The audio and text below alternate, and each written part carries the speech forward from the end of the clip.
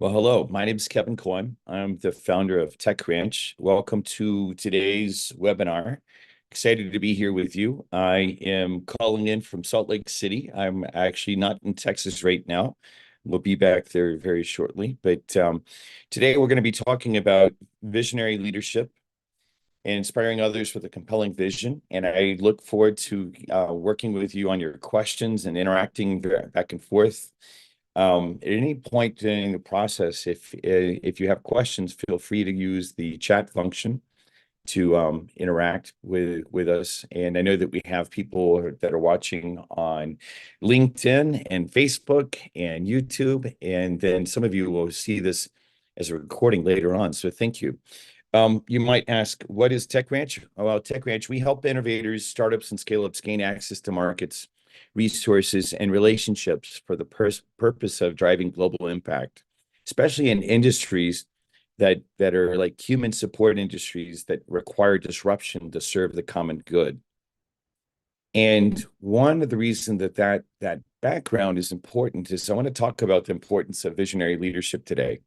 And I want to give you a framework of thought about how we can work with our vision, with our companies, with our communities, perhaps even our nation, and certainly our world, for how we can, make change happen.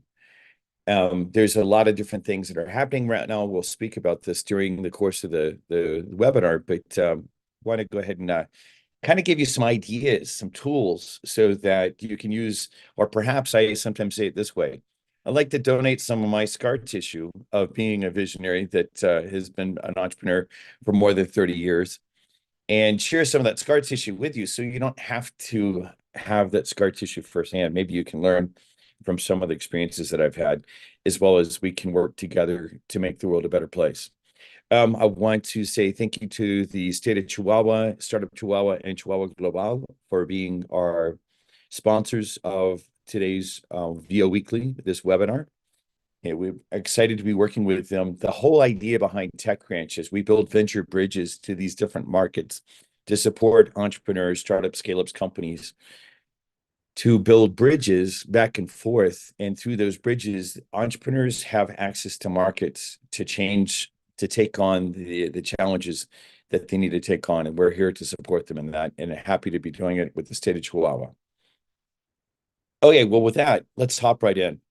So a lot of people have talked about vision. And one of the most famous quotes comes straight out of the Bible, where there is no vision, the people perish. I think we've heard this lots of different ways, and it's important to recognize what might this mean. As an example, I've used this slide. If you've come to some of my other programs, I have targeted conversations around Detroit. Detroit was the technology capital of the world for 60 years. And all of a sudden, in a very short period of time in the 80s, they didn't recognize the disruptions and the market indicators and all, the global conditions, the increase of the cost of gas, all those different things that are happening. They didn't recognize that. And Detroit severely got left behind. The photo is just shows some of the disrepair that started happening in the 80s in Detroit. And there's no place in the world that we want to see this happen. There are natural cycles that happen, but it's my premise in talking to you about vision today that this doesn't have to happen. And I want to speak directly with the entrepreneurs or the community leaders who are looking at how is it that we can keep the process of change and productive growth together and make things happen positively out of that. Here are some of the disruptions that have happened, and I went into much more depth in a previous VO Weekly in case you would like to hear more about what I was saying about these disruptions. But we have this massive shift from gas vehicles to electric vehicles. AI obviously is creating a lot of crisis because it's really powerful and it's going to disrupt a lot of jobs. There's been difficulty politically around the world. As an example, the USA and the China relationship. There's a bunch of opportunities, the Biden policies to engage with, as in Austin, Texas. There's been $45 billion invested by Samsung and the US government in semiconductors, as an example.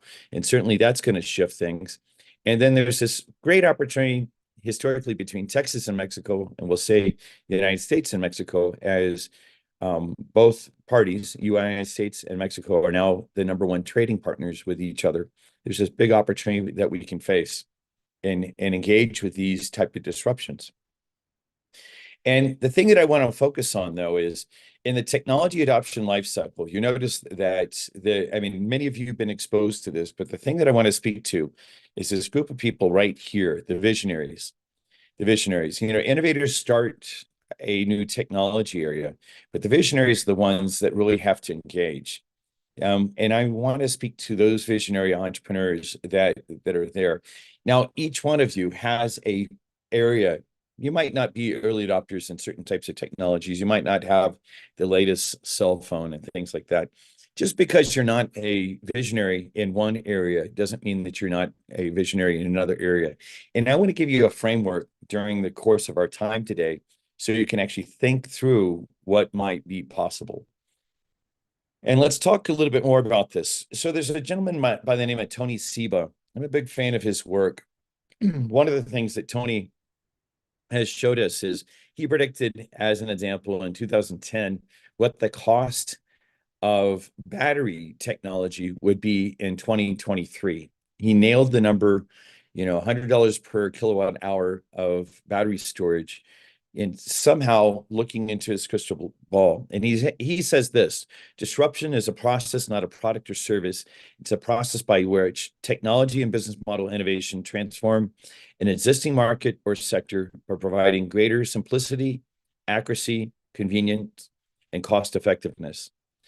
Now, there's a lot of different activities that we could go into and talk much deeper about Tony Seba's work. I want to give you just a taste of it today.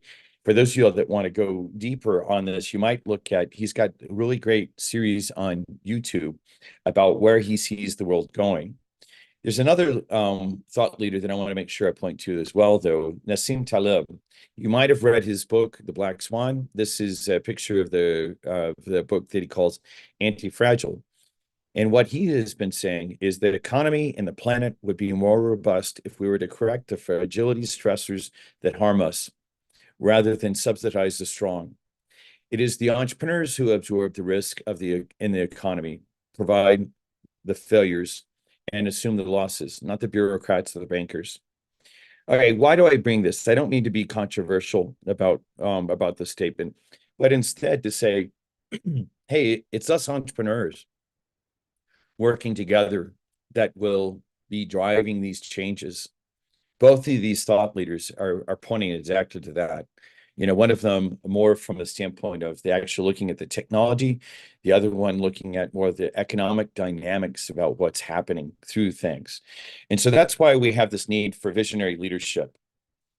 Visionary leadership, when there's this many disruptions that are happening, whether they're the negative ones, like the wars that are happening right now and the crisis, or the, possible positive ones, the technology changes and disruptions that are happening. This is where you, the entrepreneur, can actually really make a difference. And the idea is to have a clear, compelling vision for the future. The future is not going to stay where we're at now. And so we, the entrepreneurs of the world, can actually shift that. And when I say entrepreneurs, I also mean community leaders. We can inspire and motivate. We can do this for our organizations, our communities, our nations, and certainly we have the possibility of doing this for the world. So let's talk about a handful of different visionaries. Okay, so I have a couple really powerhouse visionaries here. And then, yes, I did put I put my own self up there as well. But what I want to do is I actually want to talk through a couple different visions, and then I want to encourage you to be looking about your particular part of this. Steve Jobs said, what was this vision? Creating revolutionary user-centric products that seamlessly integrate technology and design, emphasizing simplicity and perfection to transform customer experiences. And, since I got to work for Steve early in my career, Steve actually really, when people would talk about writing manuals, he would he would say, no, the product should be so simple. Don't make me think. Make it that simple. And it was that driving vision that gave us many of the products that we will interact with today, and certainly changed a lot of the making the world a lot more simple. Another visionary that I greatly appreciate and I look to for inspiration is Dr. Martin Luther King Jr. What was his vision? A society of society of racial and social justice, where all individuals would be judged by their character, not the color of their skin, living together in harmony and equality. And again, this might be a different type of visionary, but again, that compelling vision really shifted a lot of things. Now, is the vision complete at this point? No, it's not. But the truth is that if we look back to the work that Dr. King did, we can see a fundamental shift in what happened in society, and that's an exciting thing to see, because his work, even though his life he's no longer alive, his work continues to move forward. And then my vision, when I started the first organization that was to become called Tech Ranches, I could see, because I'd been doing all this work internationally, I could see the possibility that we could take entrepreneurs from one part of the world and help plug them in where this part of the world had solved the problem, and this other part of the world needed the solution.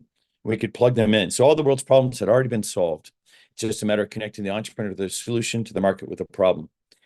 Since this program is co-sponsored by the state of Chihuahua, as an example, one of my favorite examples of this is an entrepreneurial team, a couple named Nancy and Carlos, who came up with a way of testing for heart attacks up to 8 hours before the big event.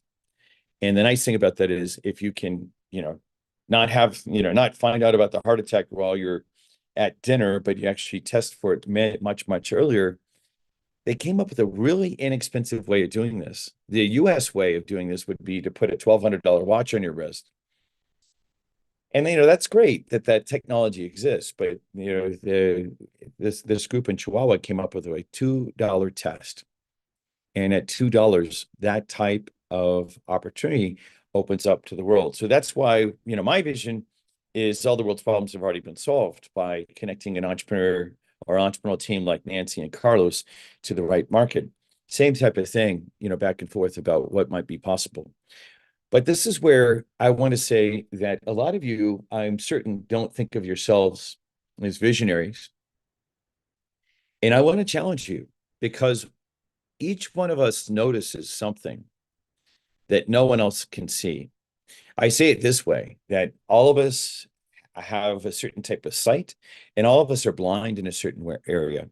But just like we're blind in a certain area, like there's certain areas that I don't know anything about, totally. But there are other areas that I or you know very deeply. And so I do want to encourage you, as we talk about vision, especially as we reach to true visionaries like MLK and like Steve Jobs. No one questions whether or not they're visionaries. But what I want to encourage is to you to say that there is some part of your background, some part of your experience, some part of the tools that you know about, some part of your network about what you have that makes you uniquely suited to have a vision and to build that vision and carry it to the world. I've seen this time and time again. I've worked with more than 10,000 entrepreneurs from 42 countries around the world, while in country in 28 different countries.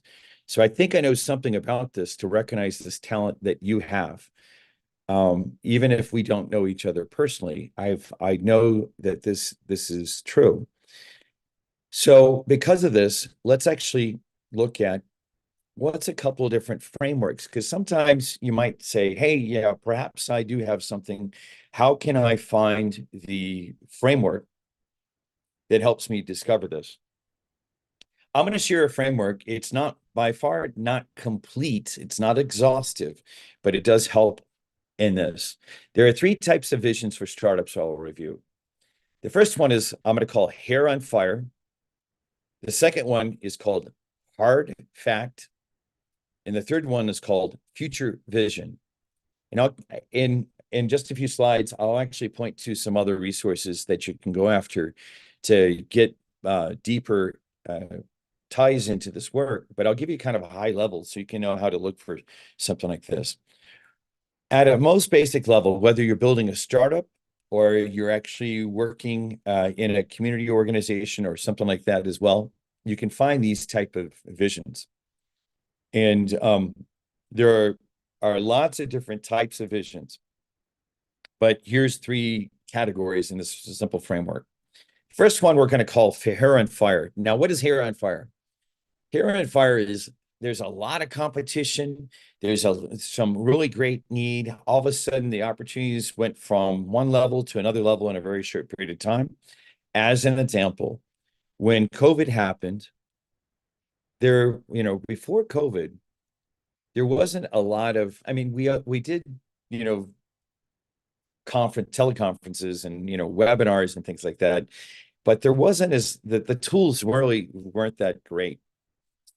And there's some really heavily entrenched competitors there. WebEx was there. Microsoft had Microsoft Teams. There are lots of different tools. This little company called Zoom stepped in and then absolutely dominated. We're using Zoom today for this webinar as an example. And how did they do it? How do they do it? And there's a hair on fire situation, lots of competition. How is it that Zoom went from like not noteworthy at all to one of the top player? They came up with a vision to make video communications frictionless and secure, empowering people to connect, collaborate, and accomplish more across distances and devices. And the key thing here that I think sets Zoom apart, it was that word frictionless. They made it easy, easy, easy. And I'm sorry to give WebEx and Microsoft Teams a hard time, but Zoom is so much easier, and it doesn't make sense why Zoom would be, why wouldn't Microsoft fix that problem? Why doesn't Cisco fix that problem? This is exactly what Zoom said.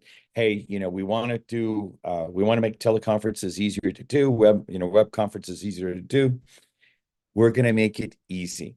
That was their vision, and they continue to deliver on that vision. Second example is hard fact. In a hard fact situation is, it might be that in the taxi industry, it was a hard fact that you just had to suffer through taxis. Early in my career, I did a lot of travel. And I remember I'd fly back to Austin, or I'd fly to other places, and we'd have taxis that would take advantage. There's many different countries I've been in where the taxi tried to take advantage of the fact that I didn't know my way around in that country or that location. I even had it happen in Austin. And it was just a hard fact that that's just the way the industry was. And, taxis had a hold on this. Well, Uber totally revolutionized this. They gave, us, the consumers, the power by giving us an app. We can know, okay, how long is it going to be till the car that's going to pick us up is going to show up. And they introduced a little bit of technology. It's not like it was that different. It's just like the technology itself would be simple to write. But the fact is that they revolutionized the transportation industry. What was their vision? To revolutionize transportation and logistics globally through technology, making it seamless and accessible to provide mobility as a service for people and goods alike. One of the things that I want you to notice about all the different vision statements is the vision statements that I'm showing you, and each one of them have been fairly short. But I think what you'll do is you'll recognize in each case that in each case, it's like, hey, wait, I get it. There's this, it really frames in what happened.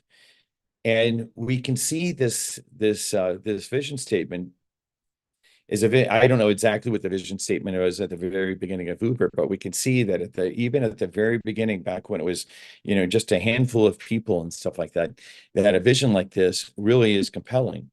Now, I know in my case, I really appreciate this type of these type of tools, because now when I travel, I know, okay, I'm going to look for the solution that's going to give me the most safety, the ease of use, and things like that, that we did not have back in the taxis. Let's go to a third one. Third example is future vision. And Tesla is a great example of this. Future vision, like future visions are usually, these are usually what you might call, some people might call the moonshots. Moonshots in that the world before, like we can imagine, Zoom, we can imagine Uber, but with the transition that's happening around Tesla and electric vehicles, it's like so crazy about what's happening and how this is disrupting lots and lots and lots of different industries. And there was even more resistance to this future vision. I would say that Steve Jobs and MLK's vision, as an example, same kind of thing. Is like, just like over the top on what it represents. What was Tesla's, or what is Tesla's? And this is me shortening their vision statement to something that's very short, that we can actually think about and see how it like lines up into the future.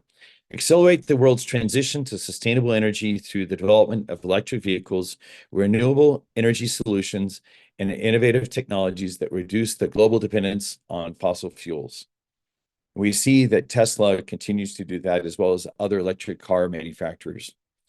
Okay, so those three examples are the three examples of visions that I took from the ARC product market fit framework, which this is part of Sequoia. Sequoia is a venture capital firm. And if you end up wanting to look a little bit deeper into this this framework, I really like the framework because it's pretty simple.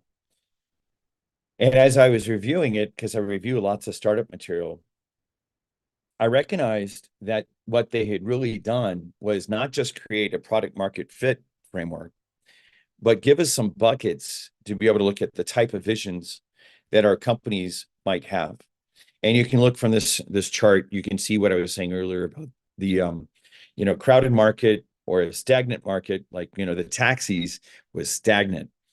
Future vision, when it comes to Tesla, there was a very, very small electric vehicle companies, but essentially when we look at the total number of cars that are out there, yeah, in this category, it was non-existent. And we can see in each one of these that there's lots of different pieces about what you have to overcome. You have to overcome noise in the hair on fire. You have to overcome habit of that old taxi. I always used to take taxis in the past. In overcoming for a future vision is disbelief. And I think it's only now this year, as an example, that with Tesla, that people are like saying, oh, wait, electric vehicles are really going to be here. Okay, so we could go deeper into the framework. The main thing I want to do is point to it, because if you're not clear about your company's vision or your organization's vision or the community vision you have, or even the vision of the state or whatever the organizational unit that you're talking about, starting all the way down to the two-person startup that's working in the garage right now. These categories, I think, really help frame that in. And as we talk about vision and as we exercise vision and as we spend time with that, it's important to try to get as clear about that as possible. So let's talk about that.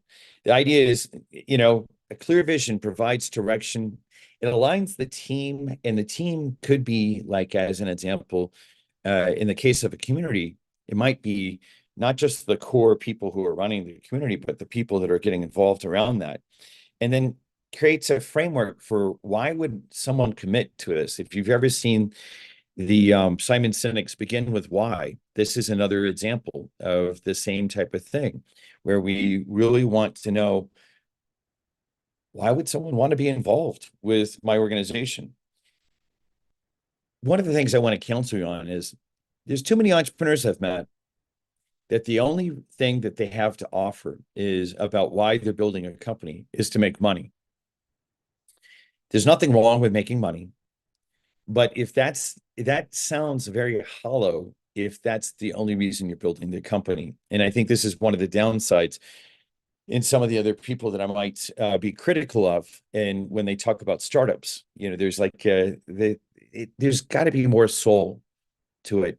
There should be a reason that people outside of your company, outside of the people that you're paying, will want to be involved with what you're up to. This inspiring commitment by giving purpose to the collective efforts. This idea is as important about as you reflect on the vision that you have. So let's go over just a little bit. The other side of it is, you actively need to seek feedback. The thing about it is vision is not something that can be cultivated and developed alone. It's something that you get inspired by. Like there is like typically one individual who gets inspired, but the truth is that the collective process of honing the vision and working on the vision, you need to get active feedback back and forth. In fact, today, in the course of this program, if you want to go over some of your vision statements, one of the things I'd love to do is I can give you quick feedback, and you can also do it in the Tech Ranch community later today, or for free, just interacting back and forth about that. The main thing that I'm saying here is by getting active feedback about this, we can actually see how we can engage with more people. One of the most powerful things that I've ever seen a startup pull off is not just having their core team, but having a whole series of volunteers that are stakeholders in the vision. They might not be stakeholders in the company, they might not be getting paid for anything else, but they're stakeholders in the vision because they want to see that new vision come true. And this is what helps you lead with purpose and passion. And it helps unify the culture that you're creating. Many of you have heard me say in the past that entrepreneurs are the purveyors of culture. That is, we create culture. It's because of our tools, our companies, that we create culture. We are the people responsible in society for creating culture. And so having the vision statement allows you to really unify that culture. And then from that, you can drive innovation and build support around your work. And then this is a lot, right? This is a lot. So setting your priorities is knowing exactly what your next step is. There's a really famous saying, or there's lots of different ways of hearing this, the 1,000-mile journey. All you can do is, for certain, is take your next step. I want you to all come up with compelling visions.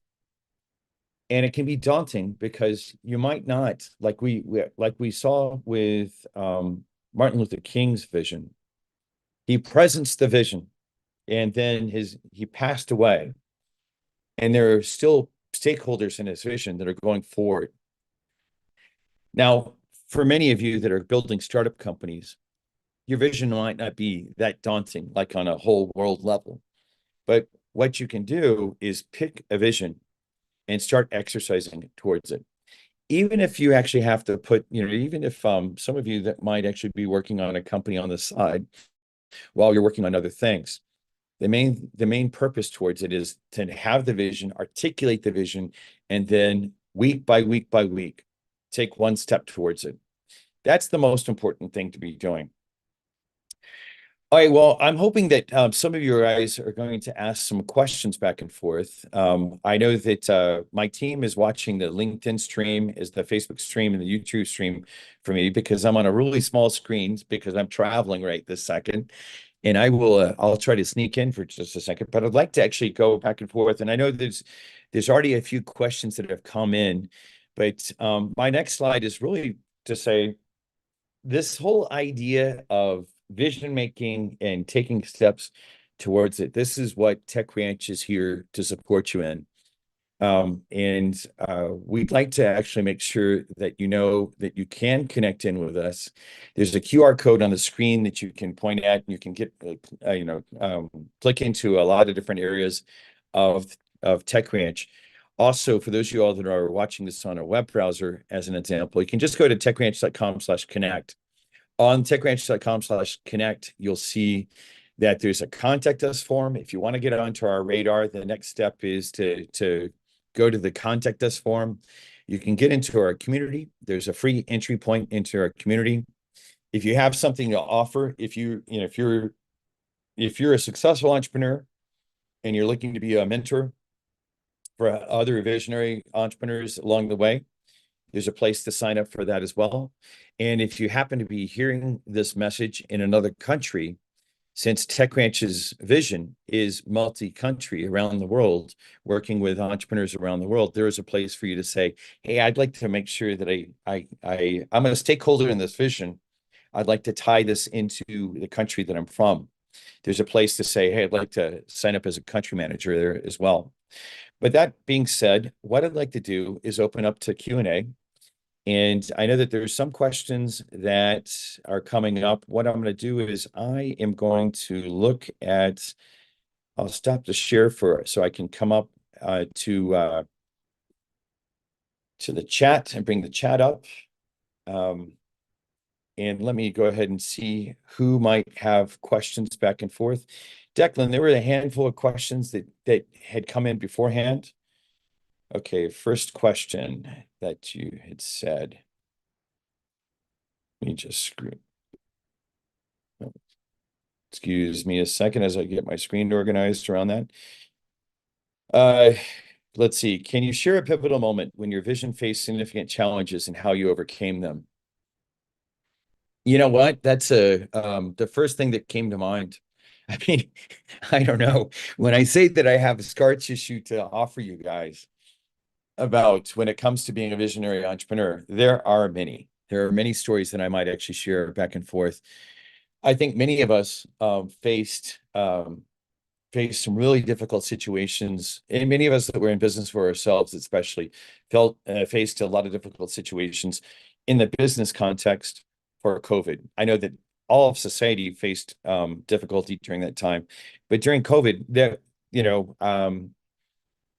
TechRanch had a significant layoff. I had to lay off most of the team because we lost most of our business because most of the ecosystem partners, the governments we were working with said, hey, we've got to stop and put this on hold because we need the money that we have for the purposes of taking care of our people.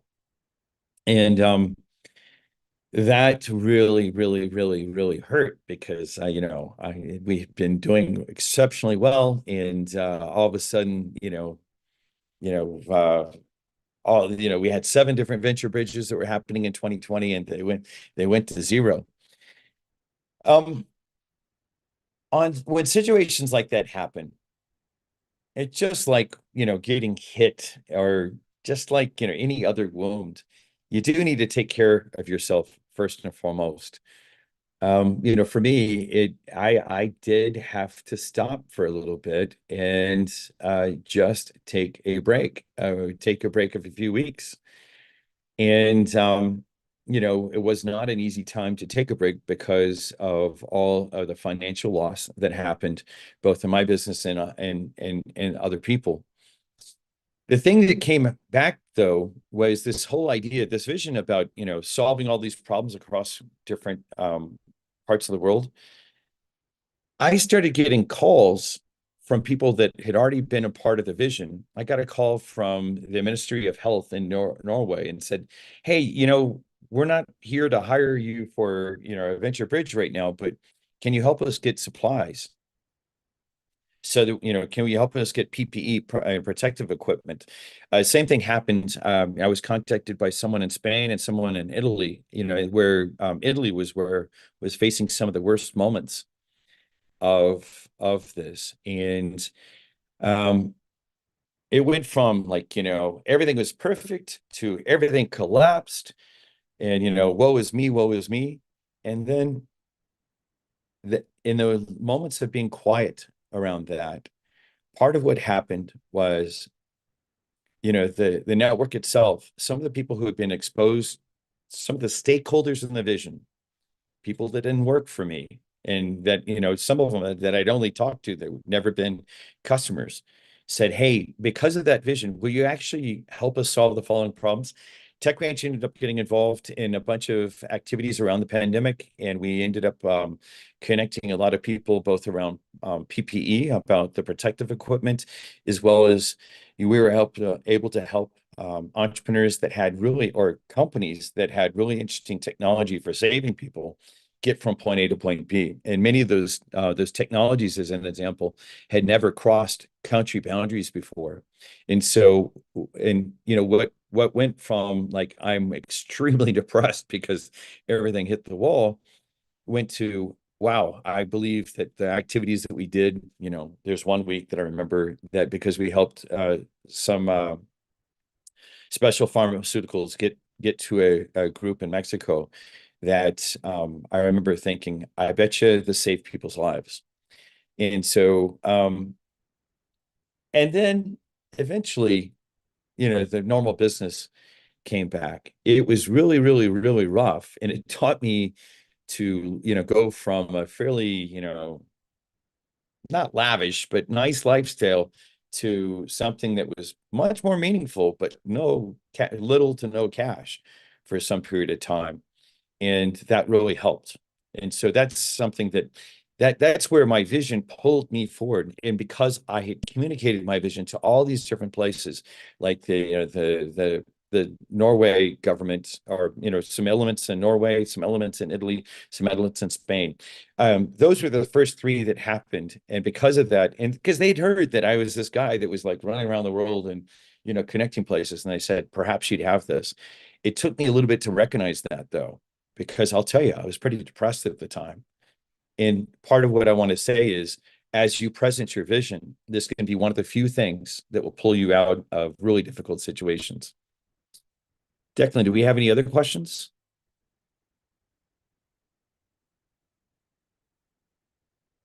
How has my personal journey shaped the vision that I hold for Tech Ranch?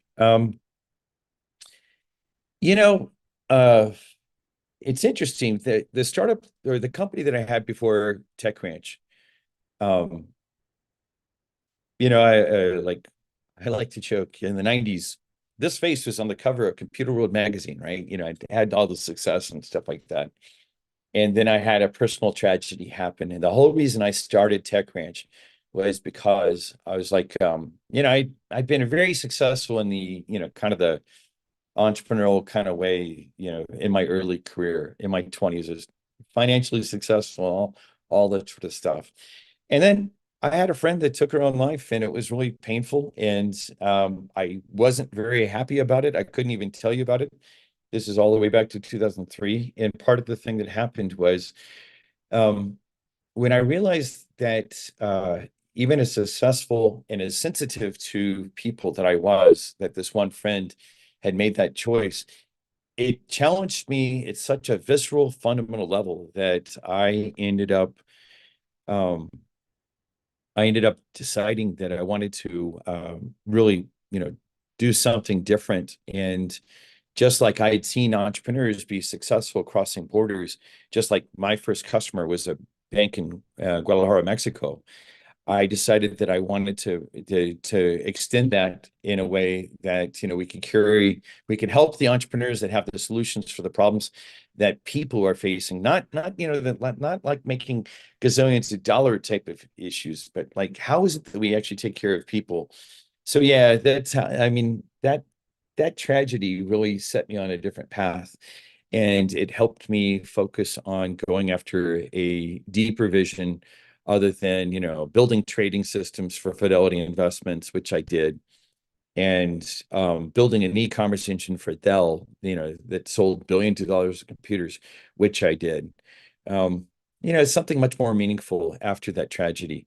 And so that's it challenged me to come up with a bigger vision than just my vision for my first company was, could you imagine e-commerce, right? Can you imagine that you don't have to go to a store to buy things and stuff like that? And it took me literally 9 months to sell this vision to executives at Dell.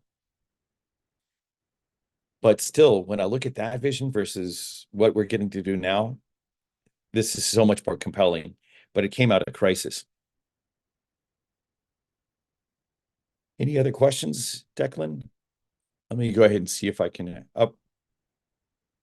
What is my vision for, let's see, what is my vision for Tech Ranch? Well, my vision for Tech Ranch is really the hero of the story is not Tech Ranch. The hero of the story is the entrepreneurs that are choosing to make the world a better place. The idea is that it's the pioneers of the world. It's what Tony Seba was talking about, isn't it? What Nassim Taleb was talking about. Nassim Taleb's quote that we said about this whole idea that the entrenched interests, the large companies that have kind of control of many things, they kind of like the way the system is set up. But there's still a lot of things. There are a lot of issues in the world that need to be solved. There are a lot of issues in the world that need to be solved, and the truth is that a lot of the large corporations that are making millions, if not billions of dollars, they don't want to change anything. They're happy the way things are. I celebrate the entrepreneurs that are taking the risk, that are choosing to build visions to have a better world. And so the vision of Tech Ranch is to support them. I think of us in an informal way. I think of us as like a talent agency. We discover talent, we develop talent, we connect talent to opportunity, and we'll help it scale. And especially the entrepreneurs that have solutions like the Carlos and Nancy's of the world that we mentioned a little bit earlier in this, that are setting out, they both of them could have had perfectly normal jobs and done really well, but they decided to actually say, hey, let's take a risk. Let's do the crazy thing. And so the vision of Tech Ranch is helping the Carloses and the Nancys of the world do their work and gain access, because through their work, we're going to make the world a better place. I'm trying to see if there's other places, sir, if you do have any more, Declan, that you've seen. Let's see. What emerging trends do you believe will be the most significant impact to visionary leadership in the next decade? I will answer that. And also, and let's see, Coach Leonardo's one right after that.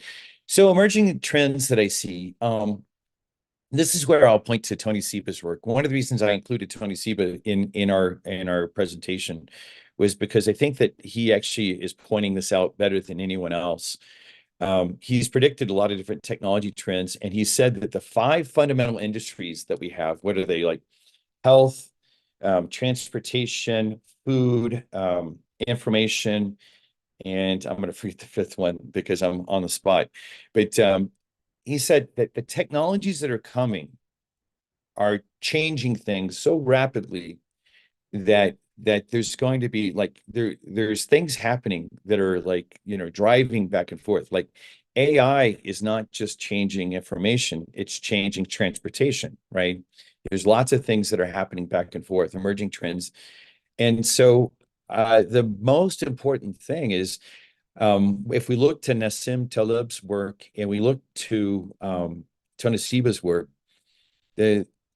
I won't necessarily point to any one technology other than saying that there's not any one problem in the world that couldn't be addressed. There's not any one problem that couldn't be addressed. The fact that that's even possible in the next decade, that that idea, that's the crazy thing. So the emerging trend that I point to is this, me pointing to a vision that I've had for 20 years, and now to actually see the forces line up so that it's really possible that we could solve a lot of problems in a very short period of time. That's really interesting. All right, let's go to the next thing. Leonardo says, thanks for your presentation. I saw the title yesterday, and my first thought was an intrigue I've been having the past couple of years. How does one promote one's vision upwards, sideways, i.e. gain buy-in from coworkers and bosses? That's an interesting question because, it's so easy to be in the equilibrium of, kind of like the thing I said with that second vision type is the hard place of just like the hard take. It's just, we're not going to be able to change this. You're crazy for thinking so. One of the things that I noticed, I'm going to actually say it this way because it's kind of thing I kind of think it's funny. I learned the very hard way that I have to be careful about telling my own mother about my vision. And my mother, of course, cares about my needs and cares about me being careful and safe and all the stuff that a mother would wish for a son or a daughter. And it was interesting because when I started my first company, all the way back to 1994, she's like, "Hey, Kevin, don't you just want to get a job?" And one of the funny things is I'd had financial success, in that first decade of being an entrepreneur. I'd had financial success. I had all these, I'd been interviewed, I'd been on the cover of Computer World magazine. I'd done all sorts of crazy things like that. And my mother was still like, I came up against some difficulties back then, different levels of difficulties. And the thing that happened was um, she was still like, "Hey, I still think you should go get a job." And I'm like, Mom, look at this amount of money in the bank. Look at this. Like, okay, why am I saying that story other than giving my mom a little bit of a hard time? The the real reason is I found that a lot of times, especially in the early stages of a vision, you can't share it with everybody. You have to find the people that are on your side. Even my one of my closest friends who was that I met when I worked as a co-op student, engineering student at IBM, a guy by the name of John. I absolutely love him to death. I haven't seen him in a while, but I love him to death. But there's a certain set of things that even with a friend like him, who's very supportive, he just doesn't understand issues around entrepreneurship because he's never been an entrepreneur. I find that a lot of times what you really need to do is cultivate a set of mentors as well as running buddies that are entrepreneurs that you can share your vision with and get the first flow around that so you can get some points on the board before you go generally to coworkers and bosses. In your case, it sounds like this might be an entrepreneur kind of thing where you have a group of you're doing this inside of another company, which is perfectly fine. That's called an intrapreneur. To be an entrepreneur, you find other entrepreneurs or perhaps outside entrepreneurs and share the vision, presence the vision, continue to work towards that. And from that, you can actually get the beachhead, just like you'd find in the lean startup practices. You get the beachhead, you do what's called problem solution fit, and then go through product market fit.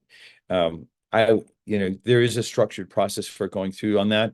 The main thing is looking at, how you can take each step, little by little by little. Any other questions, Declan, that have come? And thank you, Leonardo, for your question. It's great to see that you're still involved in the TechCrunch community all these years later.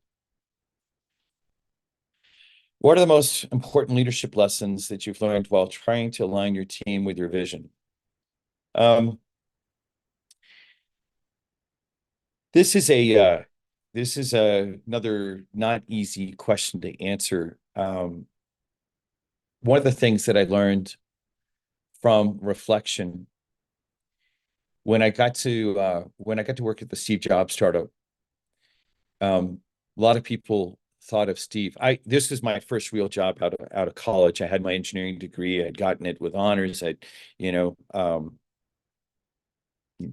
done really well. I had worked on some previous jobs to get myself through college, like that example I mentioned in IBM before.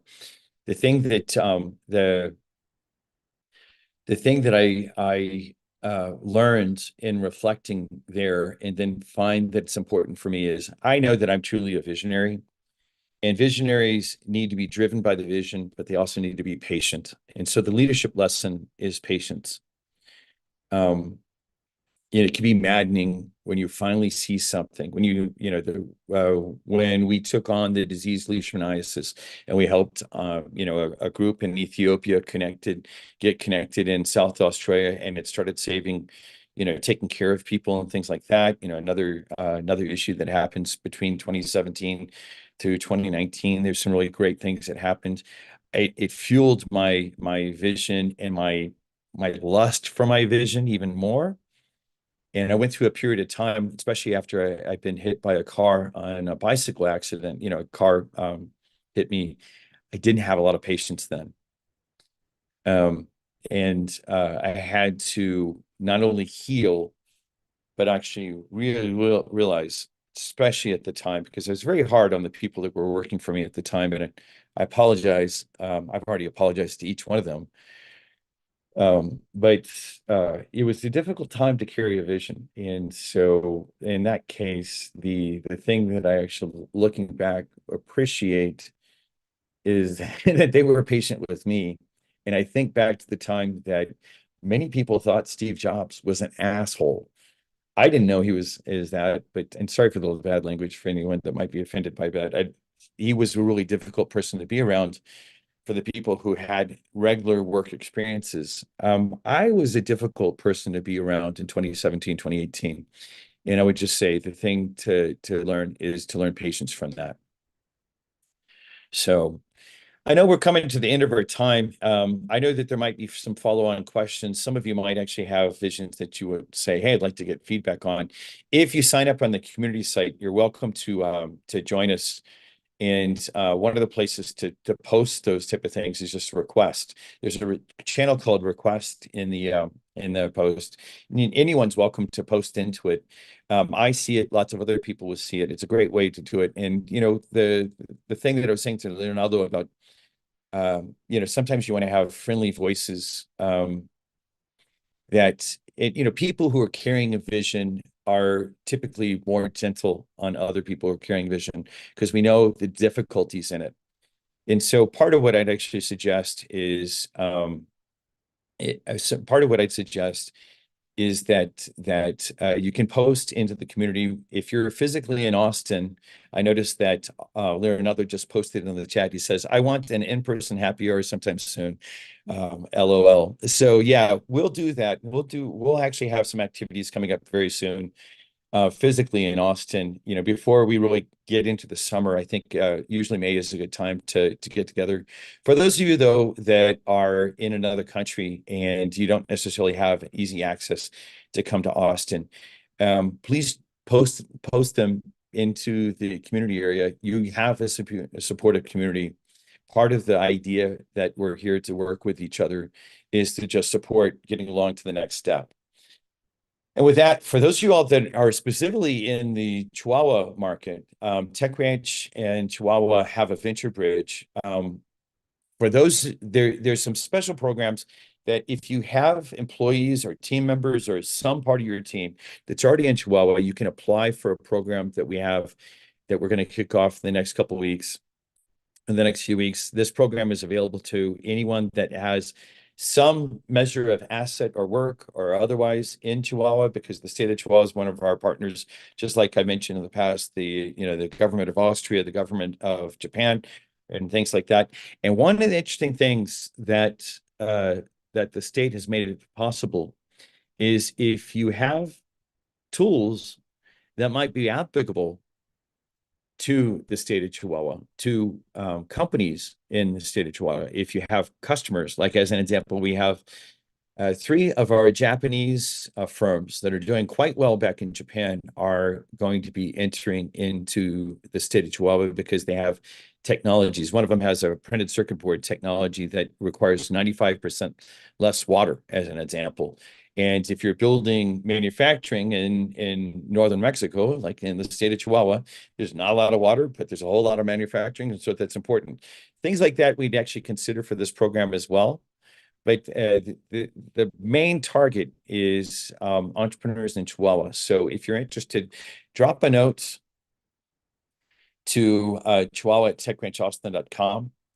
If you're interested but not a Chihuahuan company, you can go ahead and send a note that you can send it to that same target. And it says startups and pymes. What does pyme stand for? Pyme is pequeño y mediano empresa. What that says in English is small to medium enterprise. So you don't have to truly be a startup. You can be a company of any shape or form. And we'll be taking applications in conjunction with Startup Chihuahua, picking a handful of companies to work with. We have programs that are available to you separate of this program. If you're interested, you can read more about it on our website. But that being said, anyone who considers themselves an entrepreneur is welcome to be in our community. And I mentioned that earlier. And here is a URL for where you can sign up for that. techcrunch.com/connect. I tell you what, for each one of you that are carrying a vision, or you're considering this, or you're exploring what that might look like, I applaud you. I'd like to actually have you reach out to us and let us know what you're up to. Get on our radar. You can do so by either going to that QR code or going to this URL directly. It's just like you heard from Nassim Taleb or Tony Seba or Kevin Koym. I want to make sure that I tell you that what you're doing is important in the world. Let's use these moments, these disruptions, and your efforts to change the world for the better. So let's go change the world for the better together. With that, take good care, and we'll see you next time. Let us know your questions, and I look forward to hearing more from you sometime soon. Thank you.